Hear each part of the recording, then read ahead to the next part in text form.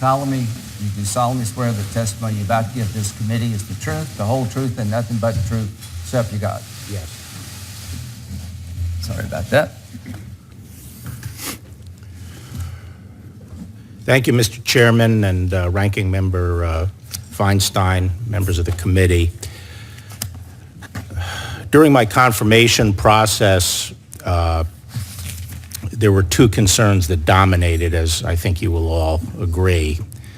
The first was whether I would in any way impede or curtail Special Counsel Mueller's investigation, and the second, whether I would make public his final report. As you see, Bob Mueller was allowed to complete his work as he saw fit. And as to the report, even though the applicable regulations require that the report is to be made to the AG and is to remain confidential and not be made public, I told this committee that I intended to exercise whatever discretion I had to make as much of the report available to the public and to congressional leaders as I could, consistent with the law. This has been done. I arrived at the department on February 14th. And shortly thereafter, I asked it to be communicated to Bob Mueller's team that in preparing the report, we requested that they make it so we could readily identify 6E material so we could quickly process the report. Could you tell the public what 6E is? 6E is grand jury material that cannot be made public. It's prohibited by statute. And I wanted that identified so we could redact that material and prepare the report for public release as quickly as we could.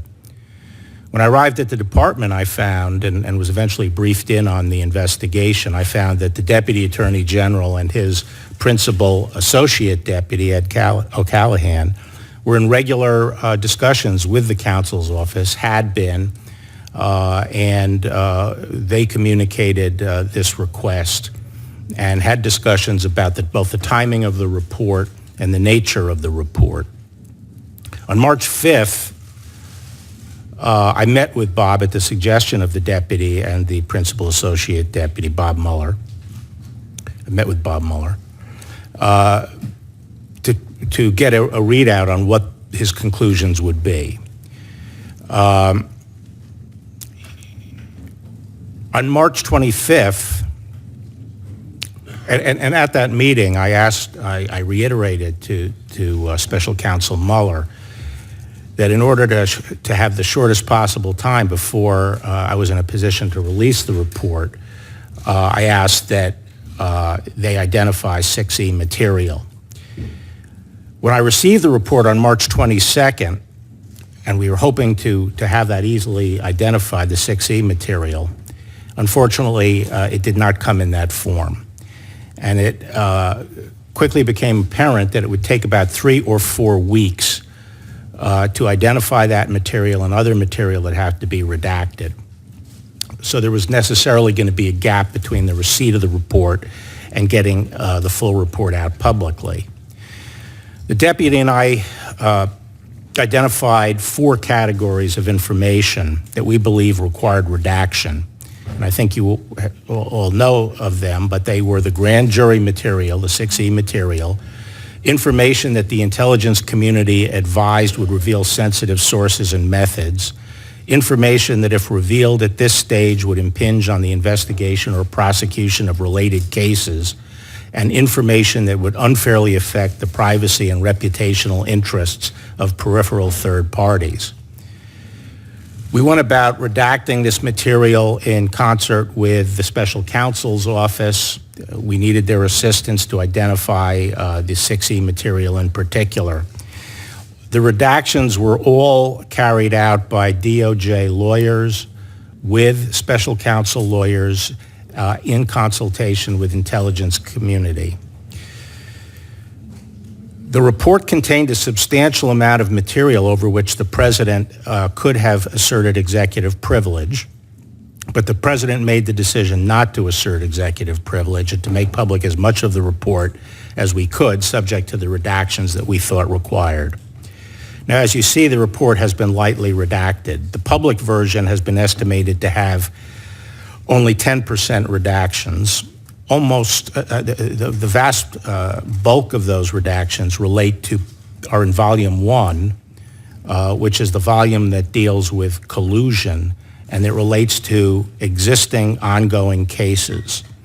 Volume 2 has only about 2% redactions for the public version, so 98% of Volume 2 dealing with obstruction is available to the public.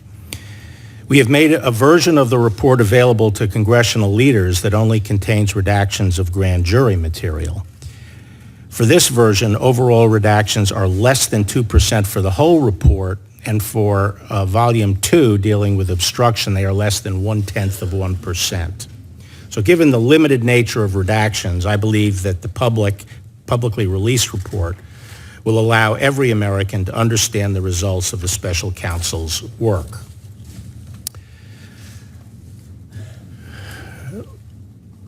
By now, everyone is familiar with the special counsel's bottom line conclusions about Russian attempts to interfere in the election. In Volume 1, the special counsel found that the Russians engaged in two distinct schemes. First, the Internet Research Agency, a Russian entity with close ties to the Russian government, conducted a disinformation and social media operation to sow discord among Americans. Second, the GRU, Russian military intelligence, hacked into computers and stole emails from individuals affiliated with the Democratic Party and Hillary Clinton's campaign. The special counsel investigated whether anyone affiliated with President Trump's campaign conspired or coordinated with these criminal schemes. They concluded that there was not sufficient evidence to establish that there had been any conspiracy or coordination with the Russian government or the IRA. As you know, Volume 2 of his report dealt with obstruction, and the special counsel considered whether certain actions of the president could amount to obstruction. He decided not to reach a conclusion. Instead, the report recounts 10 episodes and discusses potential legal theories for connecting the president's actions to elements of obstruction offenses.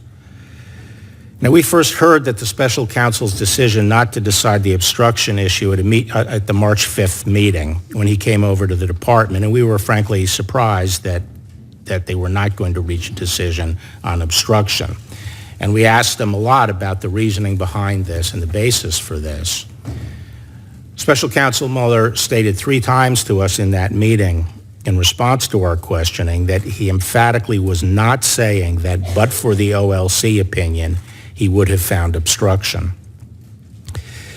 He said that in the future, the facts of a case against the president might be such that a special counsel would recommend abandoning the OLC opinion, but this is not such a case. We did not understand exactly why the special counsel was not reaching a decision. And when we pressed him on it, he said that his team was still formulating the explanation. Once we heard that the special counsel was not reaching a conclusion on obstruction, the deputy and I discussed and agreed that the department had to reach a decision. We had the responsibility to assess the evidence as set forth in the report and to make the judgment. I say this because the special counsel was appointed to carry out the investigative and prosecutorial functions of the department and to do it as part of the Department of Justice. The powers he was using, including the power of using a grand jury and using compulsory process, exist for that purpose, the function of the Department of Justice in this arena, which is to determine whether or not there has been criminal conduct. It's a binary decision. Is there enough evidence to show a crime? And do we believe a crime has been committed? We don't conduct criminal investigations just to collect information and put it out to the public. We do so to make a decision. And here we thought there was an additional reason, which is this was a very public investigation. And we had made clear that the results of the investigation were going to be made public. And the deputy and I felt that the evidence developed by the special counsel was not sufficient to establish that the president committed a crime, and therefore it would be irresponsible and unfair for the department to release a report without stating the department's conclusions. and thus leave it hanging as to whether the department considered there had been criminal conduct. So the Deputy Attorney General and I conducted a careful review of the report with our staffs and legal advisors. And while we disagreed with some of the legal theories and felt that many of the episodes discussed in the report would not constitute obstruction as a matter of law, we didn't rest our decision on that. We took each of the 10 episodes and we assessed them against the analytical framework that had been set forth by the Special Counsel, and we concluded that the evidence developed during the Special Counsel's investigation was not sufficient to establish that the President committed an obstruction of justice offense. Let me just talk a little bit about this March 24th letter and Bob Mueller's letter, I think, which I received on the 28th. When the report came in on the 22nd and we saw it was going to take a great deal of time to get it out to the public, I made the determination that we had to put out some information about the bottom line. The body politic was in a high state of agitation. There was massive interest in learning what the bottom line results of Bob Mueller's investigation was, particularly as to collusion. Former government officials were confidently predicting that the President and members of his family were going to be indicted. There were people suggesting that if it took any time to turn around the report and get it out, it would mean that the President was in legal jeopardy. So I didn't feel that it was in the public interest to allow this to go on for several weeks without saying anything. And so I decided to simply state what the bottom line conclusions were, which is what the department normally does, make a binary determination. Is there a crime or isn't there a crime? We prepared the letter for that purpose, to state the bottom line conclusions. We used the language from the report to state those bottom line conclusions. I analogize it to announcing after an extended trial what the verdict of the trial is, pending release of the full transcript. That's what we were trying to do, notify the people as to the bottom line conclusion. We were not trying to summarize the 410-page report. So we released that. I offered Bob Mueller the opportunity to review that letter before it went out, and he declined.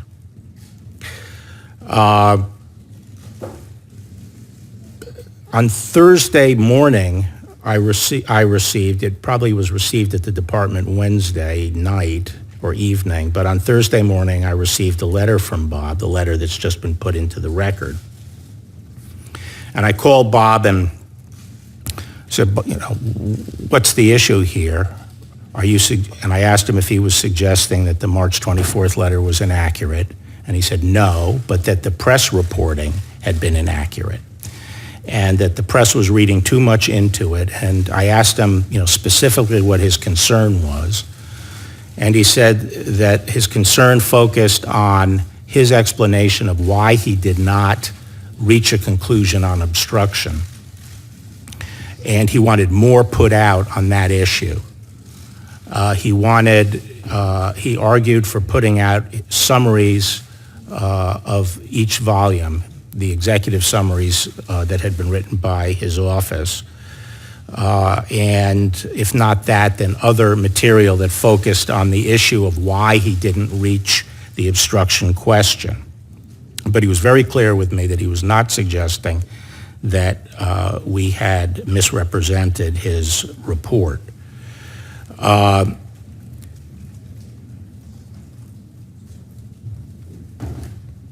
I told Bob that I was not interested in putting out summaries, and I wasn't going to put out the report piecemeal. I wanted to get the whole report out, and I thought summaries by very definition, regardless of who prepared them, would be under-inclusive, and we'd have sort of a series of different debates and public discord over each tranche of information that went out, and I wanted to get everything out at once, and we should start working on that. And so the following day, I put out a letter explaining the process we were following and stressing that the March 24th letter was not a summary of the report, but a statement of the principal conclusions, and that people would be able to see Bob Mueller's entire thinking when the report was made public. So I'll end my statement there, Mr. Chairman, and glad to take any questions. Thank you very much. As